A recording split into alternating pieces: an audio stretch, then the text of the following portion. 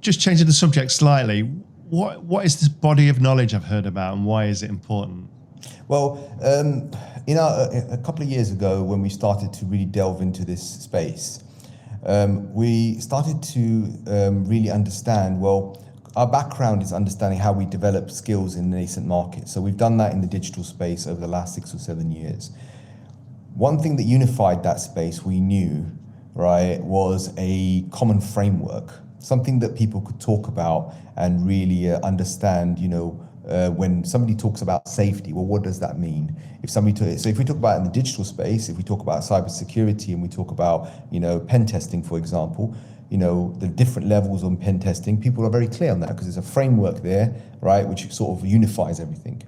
Whereas in this space, there was less of that, right? Very much almost non-existent, right? And we needed to make sure that when the hub did what it did, right, any sort of, whether you refer to skills, whether you refer to jobs, or whether you, in whichever context, that the two sides of both of those things, whether you're a course provider or a course taker, right, whether you're a job poster or someone who's looking for a job, are communicating in between with a common language. The body of knowledge effectively is a framework, right, to support and understand the levels at which people are working, right? Therefore, they can plan. If, for example, you know where you're starting from, you can plan where you want to go.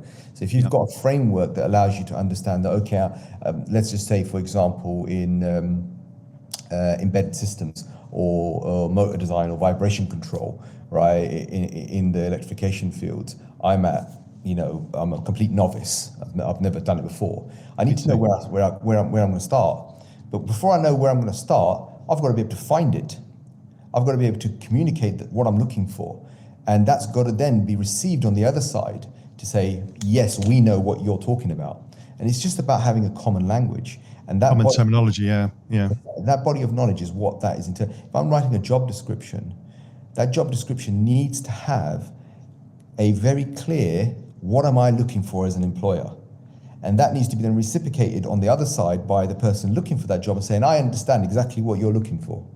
If you're using multiple different languages, right, across multiple employers, right, they effectively all mean the same thing, it's very confusing for anybody trying to find their way into this career path, right? And it's not supporting the employers because they're spending thousands and thousands of pounds trying to do recruitment, and really they're not able to pin down what is it that we're trying to recruit, who is it that we're trying to recruit, and with what skills. That's where that gap sits. The body of knowledge is designed. It's the core value. It's the core framework underpinning the entire hub that is purpose-built to refer to a common language. Do you think that's because the PEMD sectors or sector is it just an embryo of a sector? Does everyone within it know that it's a sector, and why is the body of knowledge not been done before? Right. So the first thing is it's not a sector. The PEMD is not a sector. The PEMD, power electronics, drives and machines are disciplines, right? And they are areas of work.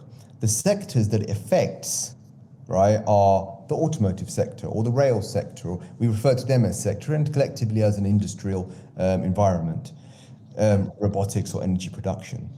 Now, power electronics, drives and machines, right, are fundamental, right, to the electrification space. You can't. They've been there in history.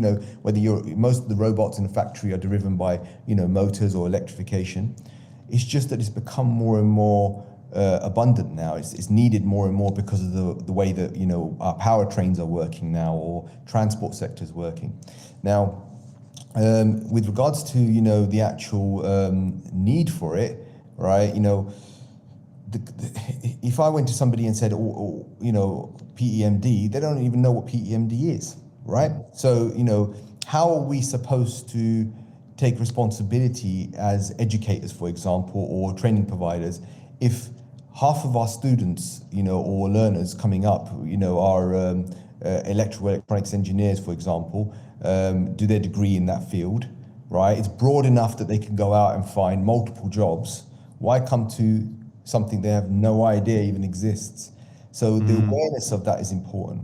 I'm moving more and more away from just calling it PEMD because less and less people understand it.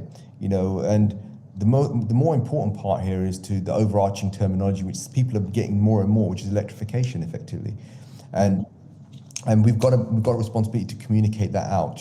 Power electronics drives machines is not a sector, but it affects all the other sectors in the industrial space, and that's why we've got to try to get that out there in terms of the skill sets that we require in those fields, right, are cross-disciplinary, right? You can, have somebody who's a power electronics specialist, right, move from sector to sector to sector, right? So it's the disciplines behind, it's the underpinning knowledge that is required and the experience that they need to bring out in the forefront.